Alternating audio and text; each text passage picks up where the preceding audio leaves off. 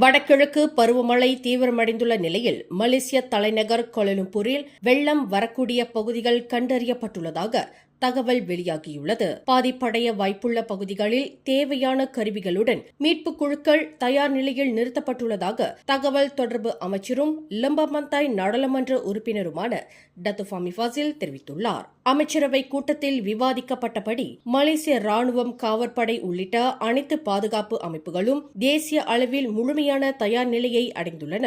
அண்மையில் ஏற்பட்ட வெள்ள பாதிப்புகளை கருத்தில் கொண்டு பொதுமக்கள் வானிலை எச்சரிக்கைகளை தீவிரமாக கடைபிடிக்க வேண்டும் என்றும், குறிப்பாக பள்ளி விடுமுறையில் சுற்றுலா செல்பவர்கள் மிகுந்த எச்சரிக்கையுடன் இருக்க வேண்டும் என்றும் அவர் கேட்டுக் கொண்டுள்ளார். ஏற்கனவே கிளாந்தான், தெலங்கானா, கெடா, சரவாக் ஆகிய மாநிலங்களில் மட்டும் 2534 பேர் வெள்ளத்தால் பாதிக்கப்பட்டுள்ளனர் என்ற அதிர்ச்சி தகவலும் வெளியாகியுள்ளது குறிப்பிடத்தக்கது. மேலும் செய்திகளை தெரிந்து கொள்ள கீழே இருக்கும் பெல் பட்டனை அழுத்துங்கள்.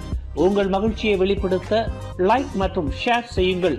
தொடர்ந்து திசைகளோடு இணைந்திருக்க சப்ஸ்கிரைப் செய்யுங்கள்.